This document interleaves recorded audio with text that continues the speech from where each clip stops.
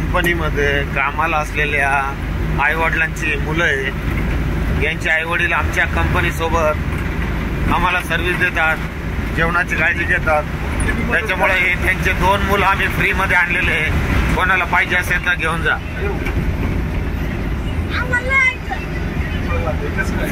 द्यावंच लागेल आता.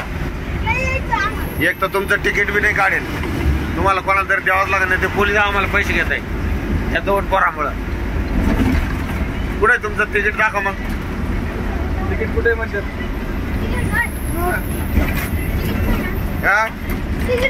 तसं नाही, आपण ते काढत. मी कधी गाडी,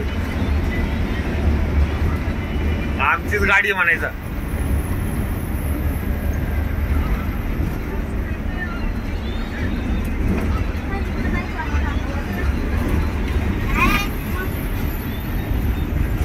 आमच्या गावची गाडी आहे. मंगलमय आपकी यात्रा.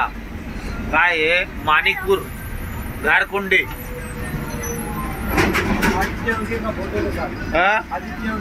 हे त्याचं आहे का? हा ना. अरे वा, भेट घालून द्या राव. 1000 रुपये बक्षीस तुम्हाला.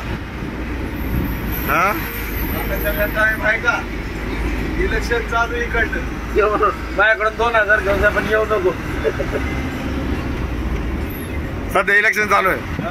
इलेक्शन चालू आहे पिरियड मध्ये तिकडे.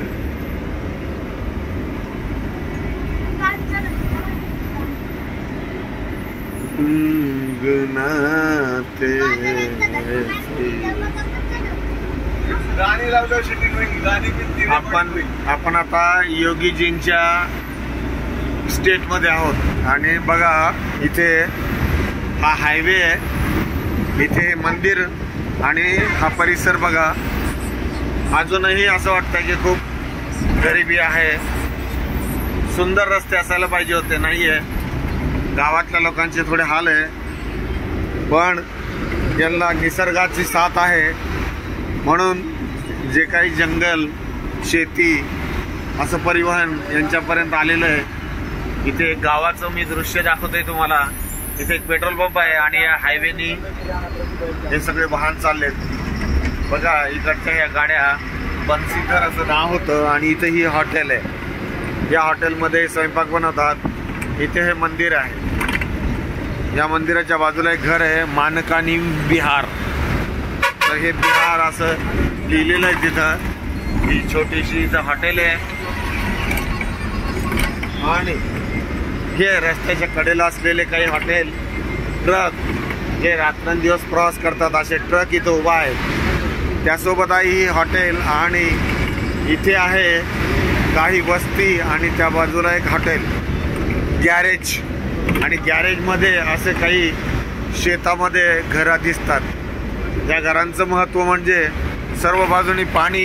इथे एक नदी आहे, या नदीच्या बाजूला एक शाळा आहे. त्या शाळेच्या इथे भाताची शेती अशी पिकवली जाते आणि काही घरं इथे दिसतात. ह्या निसर्ग सौंदर्यामध्ये भर घालते एक पाण्याची टाकी आहे गावाची आणि मध्ये मध्ये तुरीची झाडं लावलेली आहे. इथे कटिंग सलून आहे बघा, छोटंसं. एकच खुर्ची आहे तिथे. इथे भाजीपाला पण आहे. इथे एक हॉटेल आहे, तिथे कचोरी तळली जाते. आणि हे गाव आहे बघा, बखोरा, अंतरा, बादा, कानपूर. आणि ह्या कानपूरच्या गावामध्ये आपण आहोत.